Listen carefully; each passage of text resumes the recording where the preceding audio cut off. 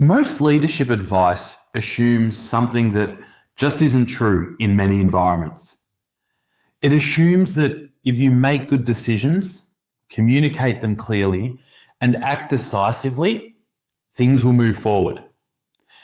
But if you work in a political or high-pressure system, you already know that is not how it works. Because in these systems, good work doesn't just need to be right. It needs to be acceptable, it needs to be understood, and it needs to be well timed. That changes what leadership actually looks like. Political systems don't only exist in parliaments or councils.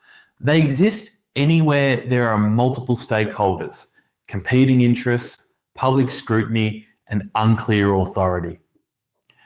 That might be local government. It might be a large organisation. It might be an executive team or a board. What makes these systems difficult is not incompetence. It's that authority, influence, and legitimacy are not the same thing. Authority comes from your role. Influence comes from the trust people place in you. And legitimacy comes from whether others believe you should be leading this issue at all.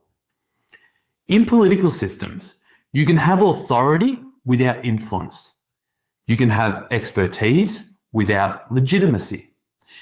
And you can be completely right and still go nowhere. One of the biggest leadership mistakes in high-pressure systems is placing too much emphasis on decisiveness. We tell leaders to be bold, to move quickly, to make the call, and decisiveness does matter. But in political systems, clarity almost always matters more than speed.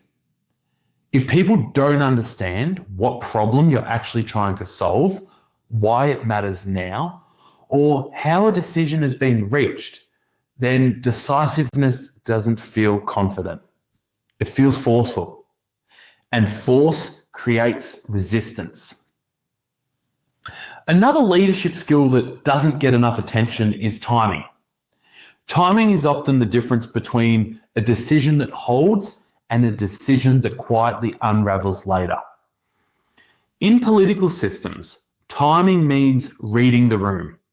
It means paying attention to trust levels, recent history, emotional temperature, and what people are carrying into the conversation. Sometimes the issue isn't what you're proposing. It's that the system isn't ready to absorb it.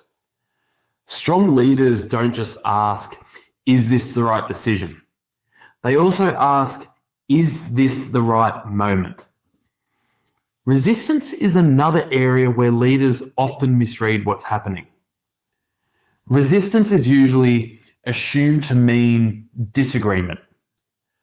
But more often, resistance comes from fear, uncertainty, past experiences, or not feeling included early enough.